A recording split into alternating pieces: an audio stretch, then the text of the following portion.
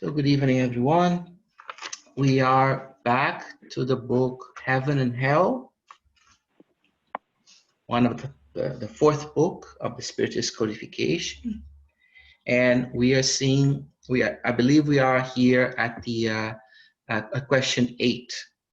We are going to read question 8. And what we are seeing here is the story of a little girl that passed away, who was very sick from an early age. And we saw that she had a very good idea by the time she provided this communication from the spiritual realm of her conditions and of at least somewhat the conditions of her past lives or immediate past life here in the flesh, and the reason why she suffered so much in her last reincarnation process was because she had abused of the incarnation before that. She had mistreated herself, her physical body. She had been vain, and her last reincarnation to those around her might have been a very difficult thing to accept. Might even have created a form of anger towards the divine justice, but she leaves it very clear to us that it was nothing more than the law of cause and effect, that everything she had to endure in her last life was nothing more than the consequences of her penultimate life, the one before the last. So let us read a little bit more from question 8, and we'll continue with this. Okay. Okay, page 538, 39, question 8. The expiations. Why were you affected by so many infirmities at such a young age? I had previous wrongs to expiate. In a prior existence, I abused my health as well as the outstanding position I enjoyed. Thus God said to me, you have enjoyed too much and without restraint. Therefore, you shall suffer in like manner. You have been proud, so you shall be humble. You have been vain about your beauty, and thus you shall fall from it. Instead of vanity, you shall struggle to acquire charity and goodness. I fulfilled God's will, and my guardian angel helped me. Thank you, Sarah. Okay. So, once again, when we read these testimonies from spirits, we must have two things in mind. Number one, when this was written, we're talking about 150 years ago at least. And the other thing is that we are talking about the impressions, the perceptions of that particular spirit. So we should not read too much when the spirit says, "Thus God said to me," or when we saw in previous ones where I had to suffer, I had to pay, I had to go, God made me. All of these things are the perception of those individuals from those days. They were most likely Christians or non-Christians, but with the idea of this very strong idea of punishment when it came to a religious belief or even the absence of a religious belief. Much like today, where some individuals can be so fanatical about their own religion that anyone who doesn't even have a religion, whether it's an atheist or an agnostic, ends up being immediately classified by these individuals as being in hell or being destined to go to hell, whatever version of hell they might have. I'm using the word hell here not necessarily in the Christian sense, but any sense that means a place of expiation, a place of dread, a place of suffering, in that sense. And we know that that's not the case. Heaven as well as hell is what we created in our mind. We create in our minds. So when these individuals tell us that God made them do this, God made them suffer this or that, they are giving their impression. They are using the language that they need. They knew at the time. So we should be very careful when we see these things. But I think what we can see here in this paragraph is the law of cause and consequence very clearly stated. Mhm.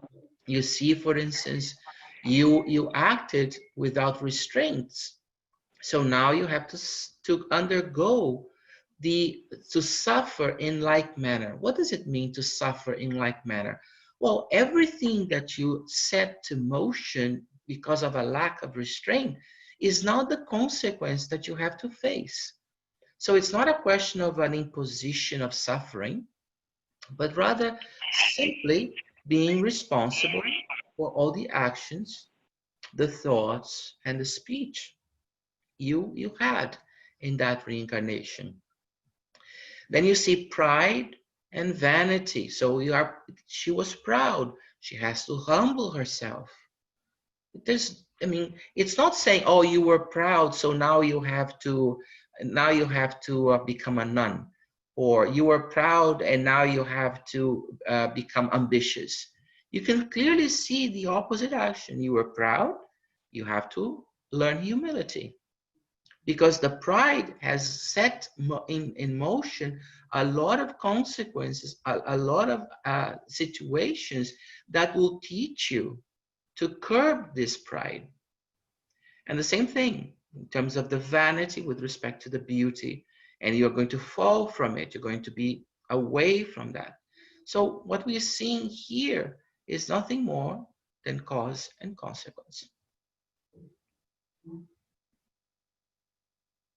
Anyone has a comment or a question? Uh, hi, Julius, Mariana. Yes, How hi, are you? Mariana. Yeah, quick question. It's more a technical question. She was 10 years old, right? 9 years old. That's right.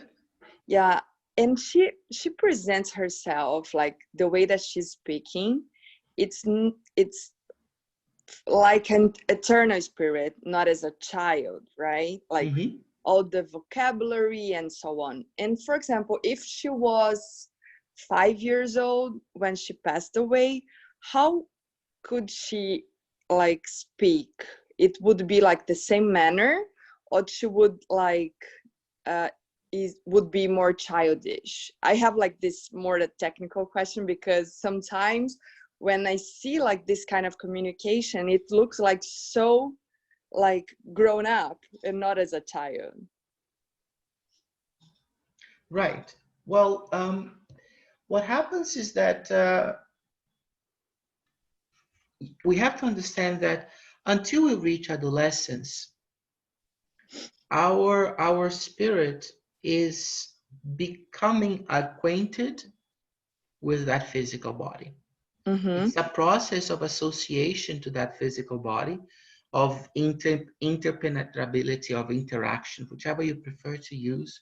But the point is, it's a process that is ongoing from the moment that we start from a single cell all the way to adolescence. It's only around adolescence that this association, I don't want to say interpenetrability now, I want to say association, because not that one is inside of the other, but this Yep. association really takes place completely.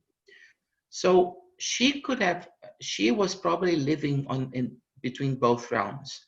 And as she passed away still as a child, it it's she probably, because had not she had not achieved this association, what we're going to see is that the spirit may return, and depending on the impressions of the current life in comparison to the previous one, the spirit may return to a state of that he or she, the spirit, it had for the previous life. So that would explain the speech being a speech that is more towards the one of an adult as opposed Yep. to that of a child. Even if she had been 3 years old, 5 years old, it would it would, even the younger, the closer it would be to the previous reincarnation. And the Got it. closer she would be towards adolescence, the more difficult it would be to um, revert to the characteristics of the previous reincarnation. Okay, makes sense. But Thank just you. one last thing. As she gave the message, she probably had the intonations in her speech and a little bit that would give still the idea of a child so that she could be recognized by her parents. This is important because Yeah.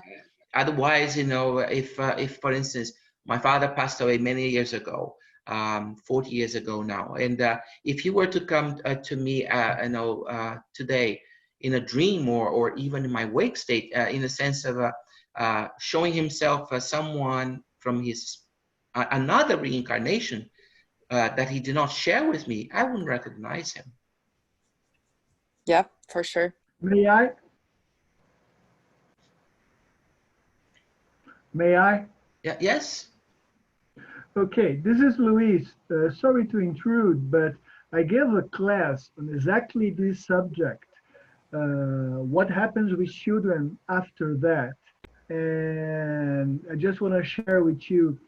André Luiz, in the book Entre a Terra e o Céu, Between Heaven and Earth, Heaven and earth. chapter 10, there's a piece where he's interacting with Blandina because he went through, I don't know how to say that in English, anyway, to an institution that helped children that passed away and then disincarnated in an early age. And I believe this is the answer to her question. There she, Blandina, that's the spirit that oversees things there, that most children, the vast majority of children that disincarnate, they keep their childish behavior and they need time to renovate. And there are institutions that help on that. The children, while still child or a child spirit, they are helped either to go to the correct plane or to reincarnate directly. But a few souls, when they disincarnate, they recover their what's the word she uses in Portuguese? I have to turn. After the service they did, incarnated, they return to their usual grown-up characteristic. I don't know if it was clear, but anyway, this is on heaven and earth. Thank you. Yeah, makes sense. Their previous self, meaning the previous adult life before, right? Yeah, they're normally, when more evolved children that are more evolved, they'll return to their previous incarnation before the one that they were die as children. But this is the exception, like Luis said. That's not the majority of them. They will continue their grow in the spiritual world until they reach adulthood.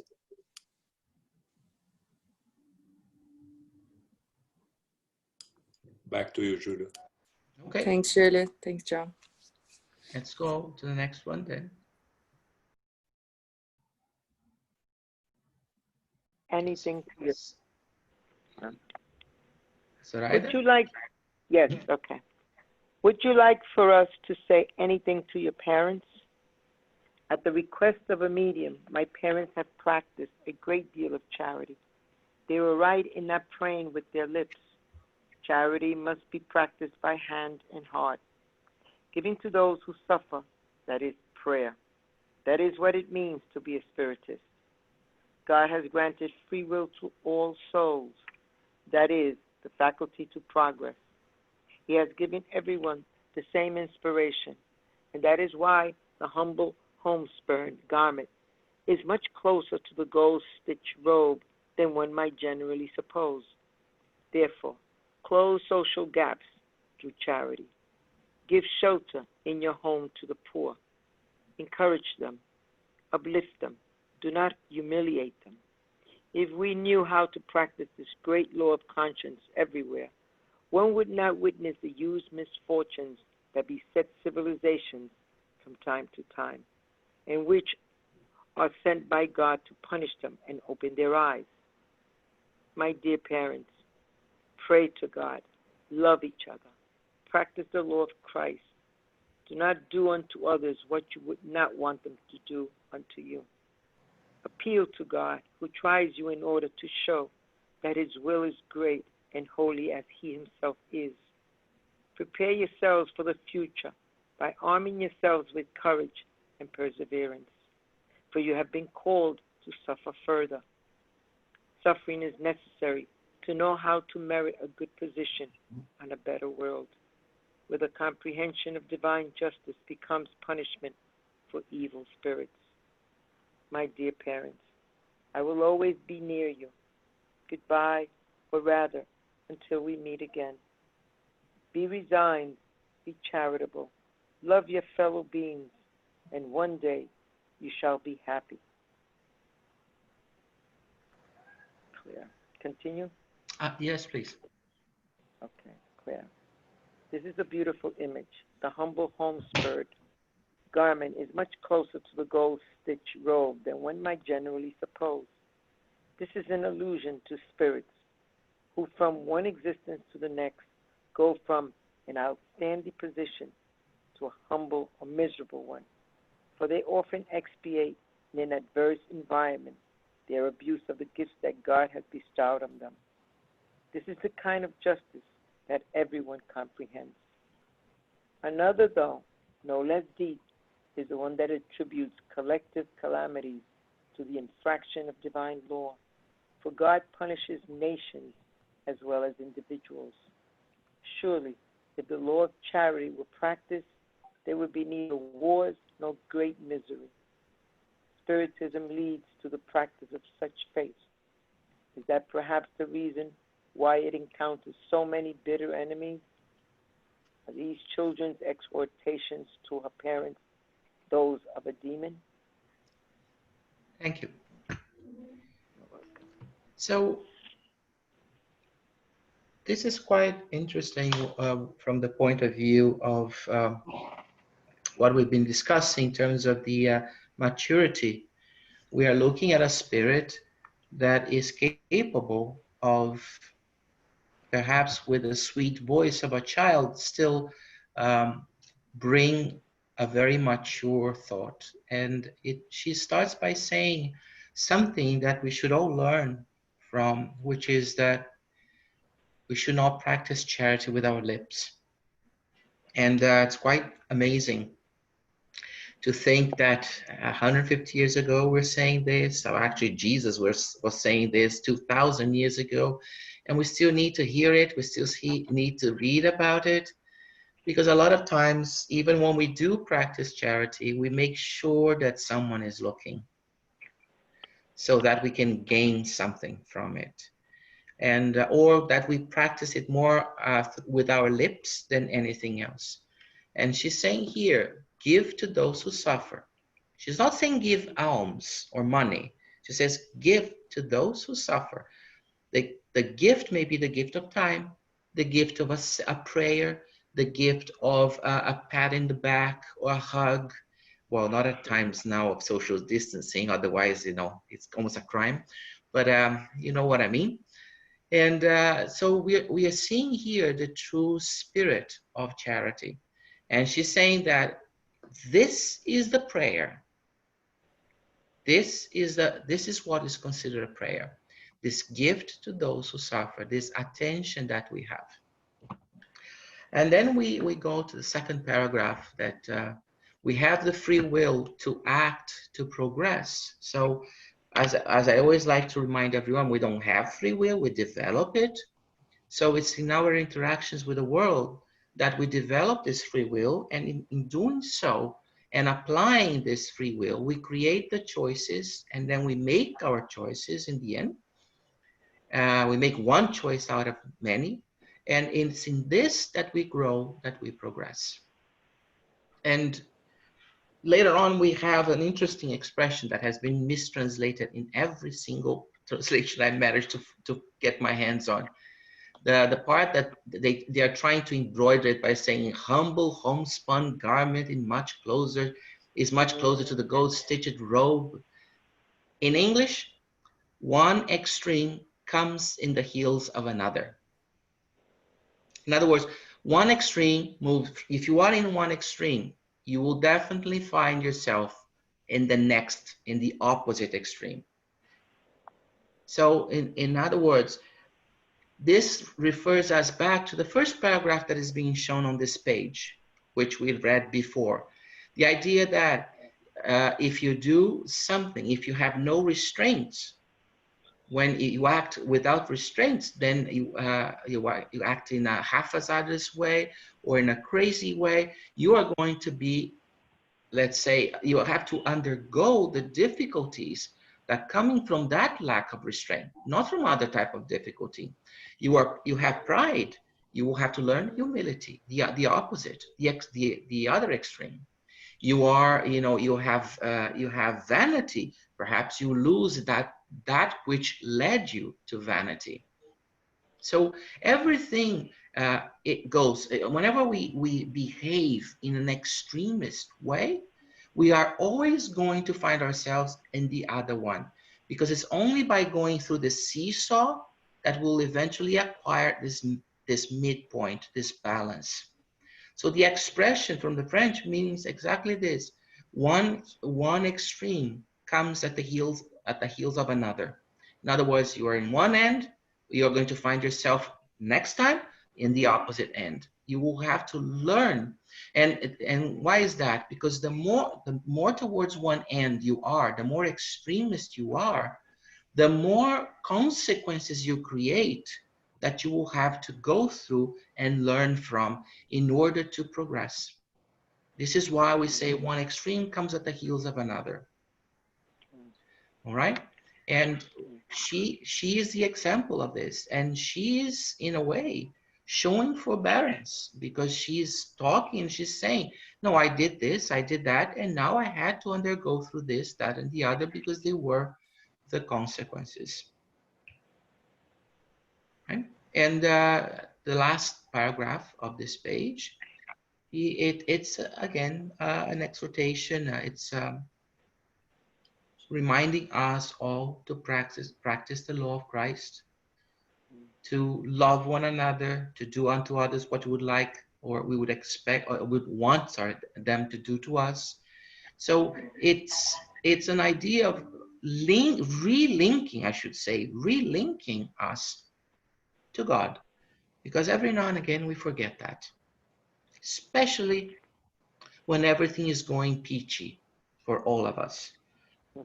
For us, when everything is fine, that's the time when we forget to pray. That's the time when we forget to be thankful for the bounties of life, for our health, for our jobs, and then the moment that the slightest thing comes out of whack, and we get completely desperate, and again we move from one extreme, the extreme of complete neglect, to the extreme of I have to pray, and I want to pray, I want this.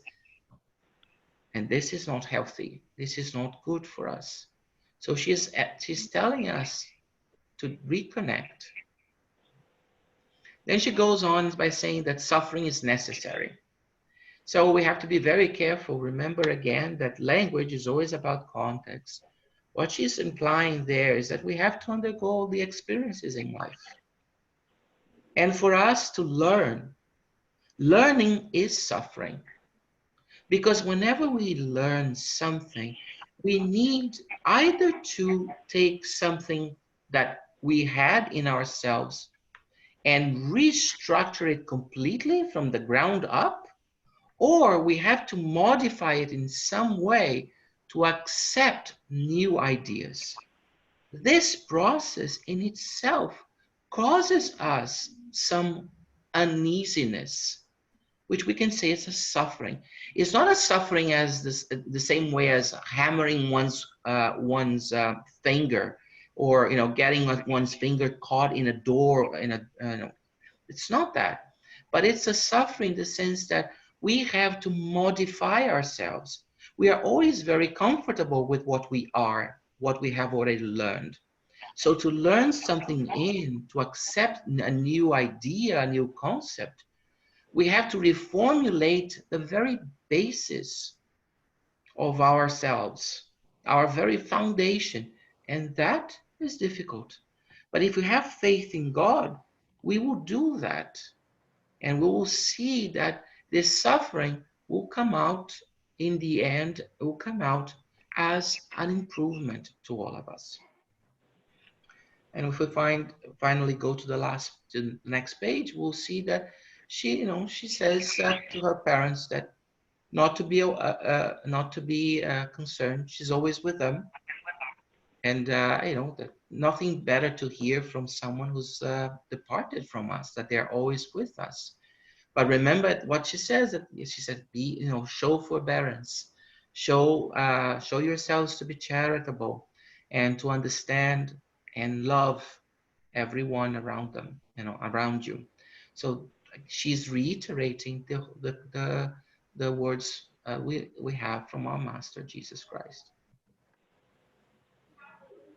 So this is we have already discussed the other two paragraphs, which is the part of one extreme falling at the heels of another. Now I hope we understand this point, the fact that whatever we do in excess will create consequences in the opposite excess as well, and consequences that the divine justice would not allow us to will not free us from. We will have to undergo those consequences. We'll have to face them, because it's only by facing them that we will learn from the experience. If we never face them, we will be condemned in a way. Excuse the word. We'll be condemned to repeat them over and over and over again until we finally learn from that experience, from those consequences. And we finally have a comment at the very last paragraph, saying that the same thing that applies to a person applies to collections of people, to groups of people, to collectives. So we have the collective calamities, and the collective calamities are nothing more than the consequences acquired, the consequences set to motion by a collection of individuals, by a group of individuals. Divine justice is one, from the smallest one, the smallest particle in nature, if we think of the physical world, to the most complex group of individuals or particles or whatever it is that we want. Divine law is one and applies to everything.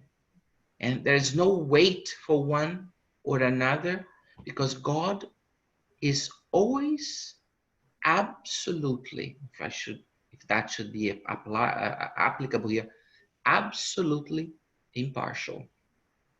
Divine law is one, has to be. Otherwise, there will be preferred members of the collective, or preferred individuals, or preferred spirits. And we know that that is not the case. For God to be perfect, its justice must be perfect, as every other quality you may think of it. So divine law, divine justice, being a part of divine law, must be perfect, must be one. So everything that applies to the individual will apply to the collective as well. Hint, hint, just look around. Danny has a question. Go ahead, Danny. I have two questions. The quotation marks, they start and then they don't complete the sentence and they start again. So this is the response from the spirit all the way through, or at some point Allan Kardec is making a comment, especially after Clara or before? I'm a little After confused. Clara is all Kardec. No, after Clara is all, yes, after Clara is all Kardec. In before is all her. And before it's her, Yes. yeah. Yeah, we have a problem with some of these because in principle, in English, that is wrong. In English, when we make quotations from dialogues, it's a single quote, not double. Double is when we refer to what somebody, when I am speaking, I say, Peter said, and then, but when I'm writing a dialogue, like she's answering this, it should be a single quotation mark, opening and a closing one as well. So for instance, after Clara, when we say, this is a beautiful image, double quote, that double quote is correct. But when she was speaking, should have been single quote. And everything after Clara, like Jean said, is supposed to be Kardec's comment in this case. When it's a spirit, like we've seen before, then we usually have at least something says a spirit, even if they don't identify themselves. So João, can you bring to the page before? So yeah, my question about the quotations was that, for example, after 9, at the request of a medium, it starts, and then I don't see where it finishes, and it starts again. I right? see. So I was like, is she continuing or something else, someone else? Yeah, no. So according to English grammar, if you're, let's say you have 3 paragraphs there, right? At the request of a medium, okay? Yeah. And then we have God has granted, and then my dear parents, okay? Yeah. So in this particular case here, if you look at the pronouns, her speech is the first and the third paragraphs. Yeah. Okay? So it's not closed. And so what it says, that it means to be a spiritist, close quote. Yeah. So that should be a quotation mark there. There should be a double quote, a single quote there to close it. Yeah. Okay. And then God has granted free will is her saying as well.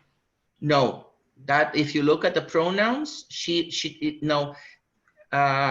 think of it, she's no longer saying you, she's no longer addressing. So for instance, when she looks at the first first paragraph, right? My parents. Mm-hmm. Okay, so you have the first person.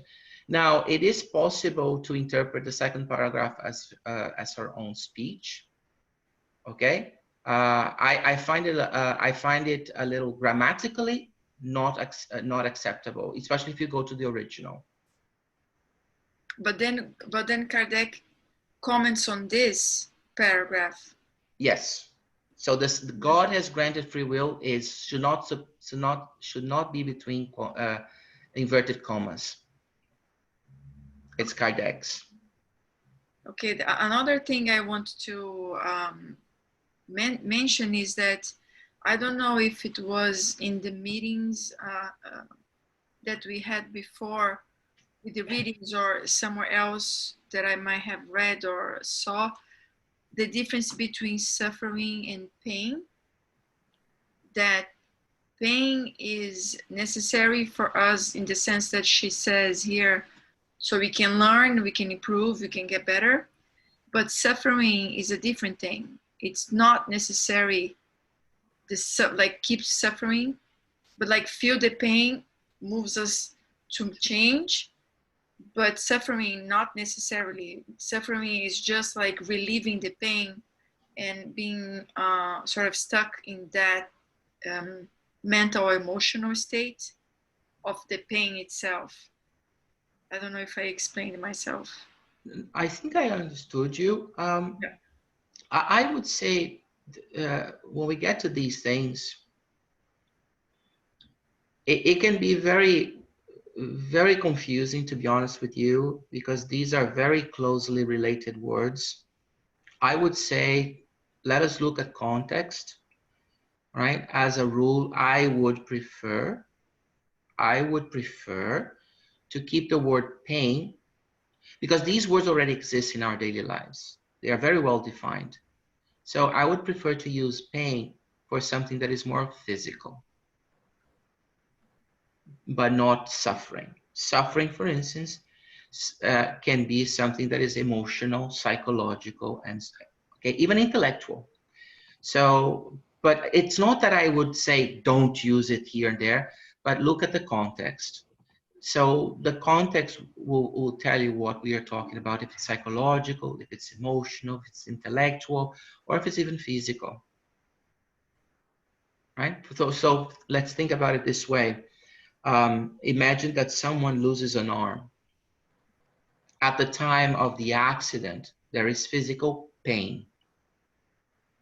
There is emotional distress or suffering. There's psychological distress or psychological suffering. After that arm is amputated or is lost in the accident, one might say, well, there's no more pain, but the individual might still have the reminiscence of that pain.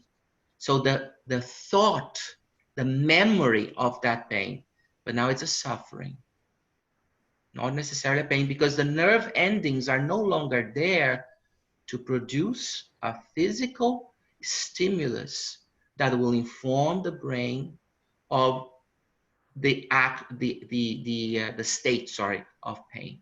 So I would say more suffering in that case. But it's not that I would correct someone if they would say to me, oh, I'm in a lot of pain in that situation. But for us, just to put into context here. Is that okay? Daniela, oh, thanks. Yeah, I probably mentioned this before, and I agree that it's complicated, and and it's hard to understand. But someone mentioned this phrase that I think you can use in some ways, which is pain is mandatory, suffering is optional.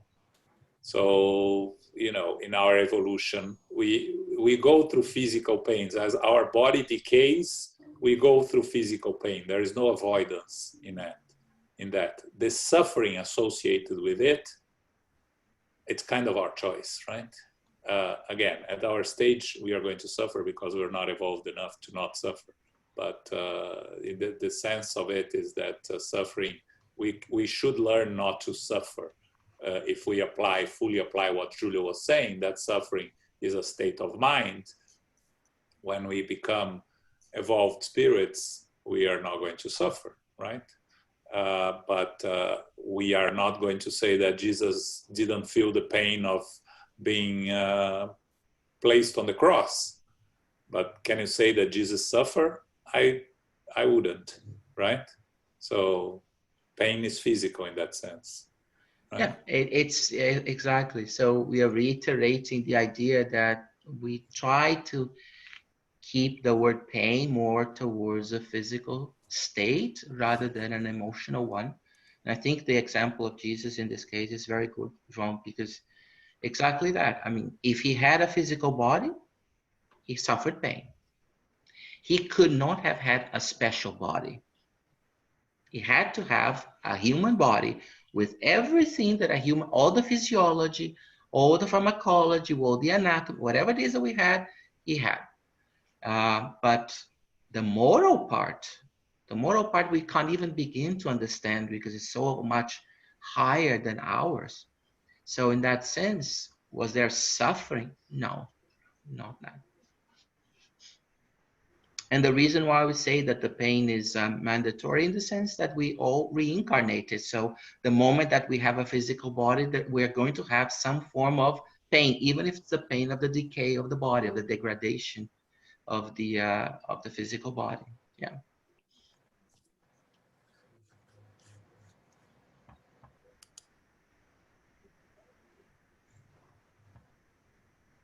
Okay. Let's go on for the next one.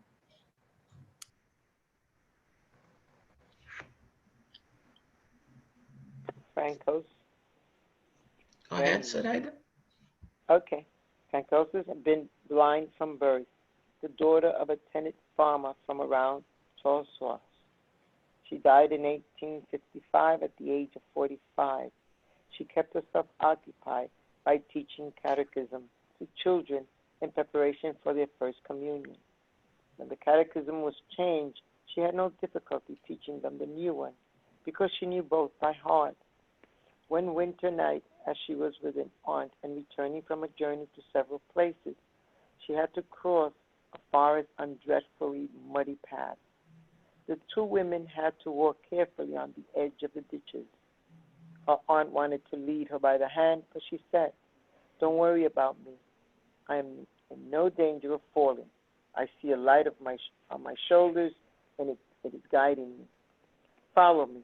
I'm the one who is going to guide you." Thus they arrived home without incident, the blind woman having led the one who could use her eyes. Evocation in Paris, May of 1865. Would you be so kind as to explain to us the light which guided you on that dark night and which only you could see? Excuse me? People like you who are in constant relation with spirits need an explanation for an incident like that one? It was my guardian angel who was guiding me. That was what we thought, but we wanted you to confirm it. Were you aware at the time that it was your guardian angel leading you? No, I'll admit. Although I did believe in heavenly protection, I had prayed for so long for the good God to take pity on me. Being blind is so cruel. Yes, it is very cruel. But I also realized that it was just. Those who sin with their eyes must be punished through their eyes, and such is the case with all other faculties with which humans are endowed and which they abuse. Thus, don't look for any other cause for the numerous misfortunes affecting humankind than that which is natural, that is, expiation. Expiation, which is only meritorious when born with humility, but which can be mitigated through prayer and by attracting the spiritual influences that protect the guilty of the human penitentiary and infuse hope and consolation into afflicted and suffering hearts. You devoted yourself to teaching religion to poor children. Although it had been changed in form, and despite your blindness, was it difficult for you to acquire the necessary understanding of the catechism you knew so well? Ordinarily, the other senses of the blind are doubled, if I may express myself like that. Observation is now one of the least faculties of their nature. Their memory is like an archive wherein teachings related to their aptitudes and inclinations are set permanently in order. Since nothing from the outside can disturb this faculty, it can thus become remarkably developed through education. That wasn't my case, however, for I did not receive much education. I only thank God for having enabled my education to be enough so that I could fulfill my mission of devotion alongside those children, and which was at the same time a reparation for the bad example I set for them in a previous existence. Everything is a serious subject for spiritists. All they have to do is to look around them, and it will be more useful than if it were to allow themselves to be misled by the physiological subtleties of certain spirits who mock them by flattering their pride, which phrases of great effect but devoid of good sense. By your language, we deem you to be intellectually advanced, just as your conduct on earth gave us proof that you were morally advanced. There is still much for me to acquire. However, on the earth there are many people who are mistaken for simpletons because their intelligence has been veiled by expiation. With death, the veil falls, and quite often those poor simpletons turn out to be more educated than those whose disdain they aroused. You can be sure that pride is the touchstone for recognizing people. All those whose heart is accessible to flattery or who have too much confidence in their own knowledge are on the wrong path. Usually they are not sincere. Be wary of them. Be as humble as Christ was, and carry your cross like he did, with love and in order to assess the kingdom of God. And close there. Thank you. Yep. Okay, so just one quick point. As you noticed, it was mentioned twice that catechism changed, and I mean this is a minor point, I say minor because there's still something that we can relate to it there. This is actually after the French Revolution. There was quite a lot of changes that came, and it's a guess that I am making, okay, because she died in 1855, so she would have been alive. So you know, she was born in 1810, and she died in 1855, since she died at the age of 45. So she was probably right after the French Revolution. There were many reforms, and one of them was in how the church, you know, was a way of moving, trying a movement of away from the influence of the church in the colleges, in the schools. So there was a big reform on how even how religion was taught. This is why I'm telling you this. The reason why it's a minor point but still a valid one is because being blind, you might say, wow, if she was blind, she had to probably have someone tell her these things, because we're not talking about Braille. We're not talking about individuals who could actually read Braille, because there were no books in Braille at the time. So you see already at this point something that tells us we are not in the presence of your average Jane. In other words, your average spirit. This is a woman, I mean, a spirit in a woman's body, who's already showing a relative development in the moral aspect, because this might have taken her an immense amount of effort. This is different from today, when we have so many other resources that people can do, blind individuals can have. So we are seeing someone who's very, very dedicated. And at a time when most individuals were probably not being paid to do so. So we are left wondering, because we don't have the information from the text, how she managed to survive, how she managed to pay her bills, basically, right? So we are looking at an individual with a tremendous amount of effort. And then we have this little story that she's going towards, going home, right? And she has her aunt with her, and her aunt is not blind. Her aunt can actually see, but it's actually the blind that guides the non-blind, the person with the perfect vision. And we have here the idea of faith in distilled to its essence, because she doesn't have eyes to see. She doesn't have vision, I'm sorry. She cannot see. So the only thing to guide her is faith. But you see that it's not just any faith.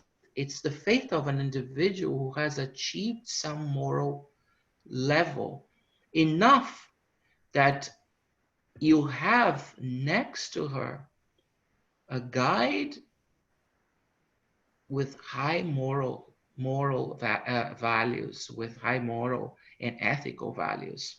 So she is leading a life that deserves this assistance, and she guides her aunt towards that path that is filled with pitfalls and holes and whatnots. And when she is evoked, she is you know, this is, you can probably see some level of moral advancement from the way she says it, because if you remember when we read certain answers from the spirits in the spirits book, they're usually, they are a little surprised, or they say things such as, she starts here, excuse me, people like you who are in constant relation with the spirits, you need an explanation for this? Of course, it was my guardian angel. So it's not that she's not mocking, she's not being condescending, she is not being aggressive or not.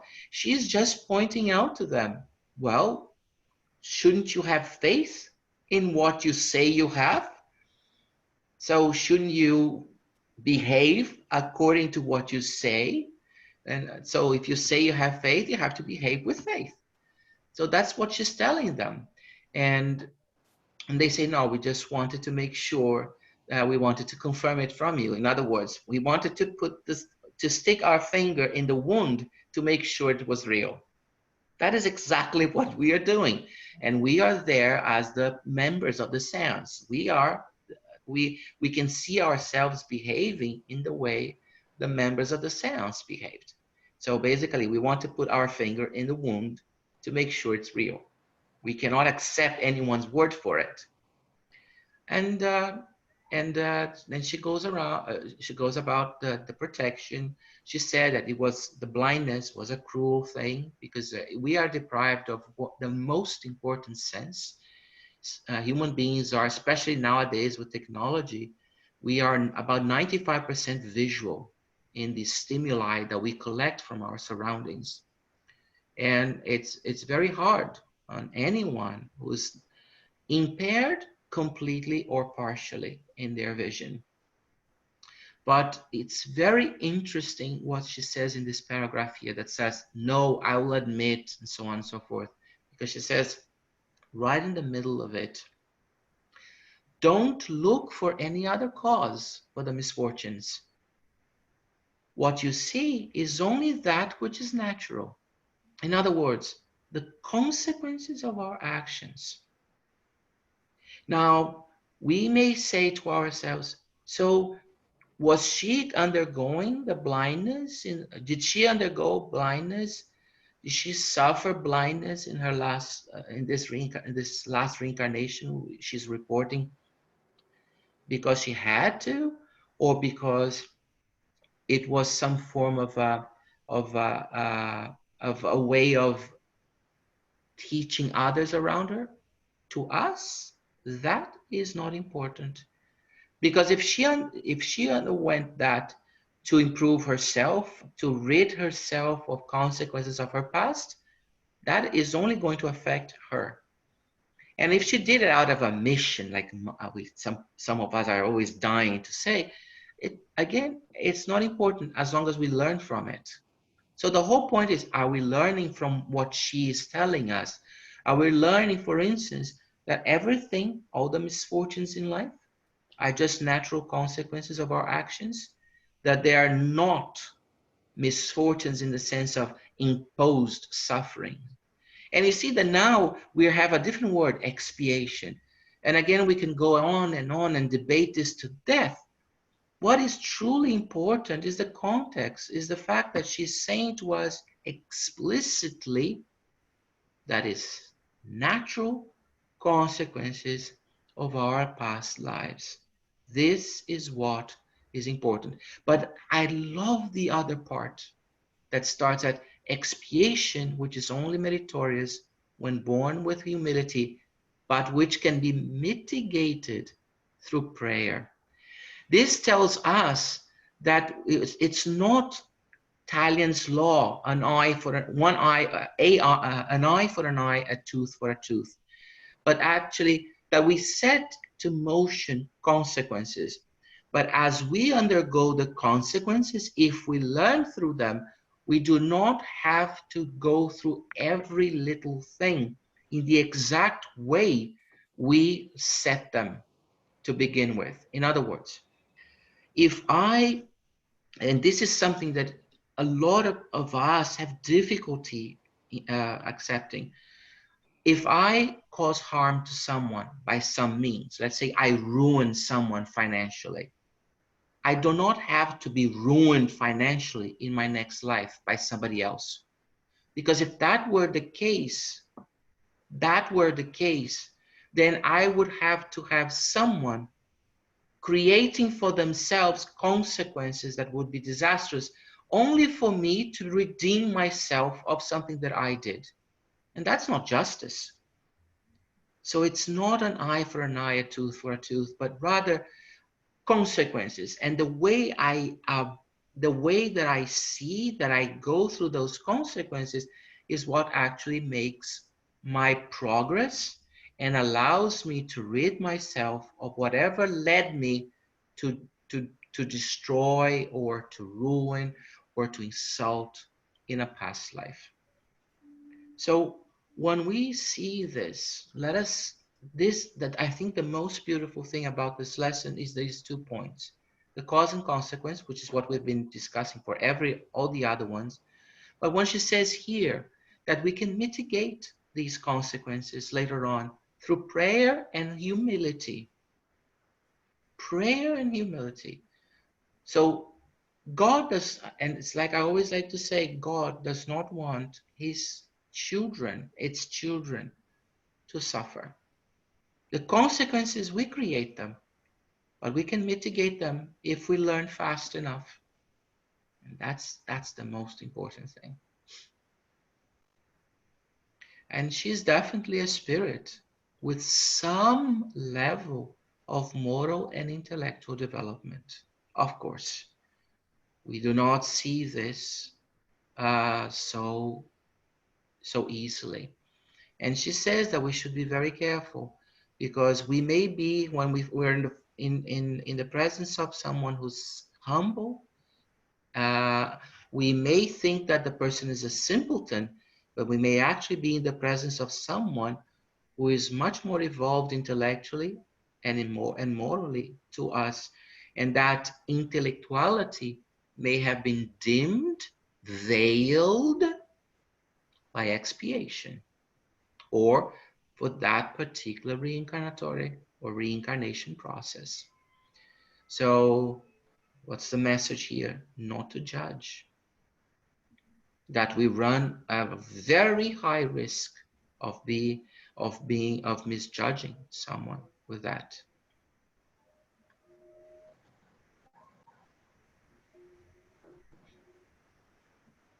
Any further thoughts?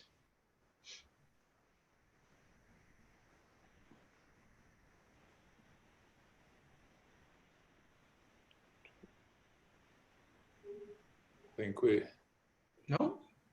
So we are at time, right? We can go for the prayer then. Well, who's going to say the prayer for us? Elmo, you want to do the final prayer? Sure.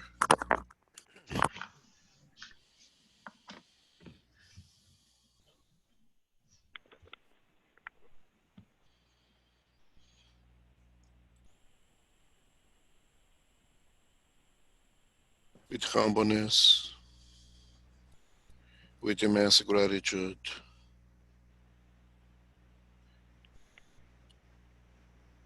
we give thanks to the good spirits,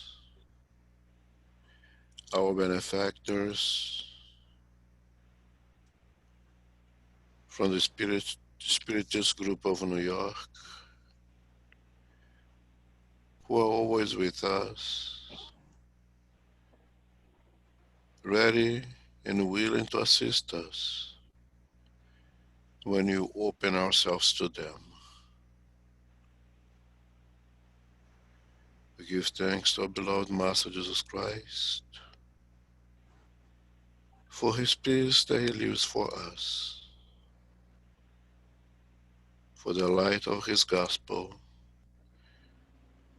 illuminating the pathway to our happiness. And we give thanks above all things to God our Father, our Creator and the Provider of all things. We give thanks to everything, for all the opportunities, for the challenges.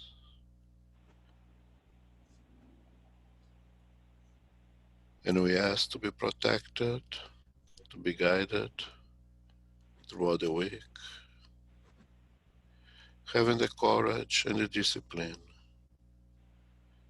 to apply to the best of our ability all that you have been learning in our meetings.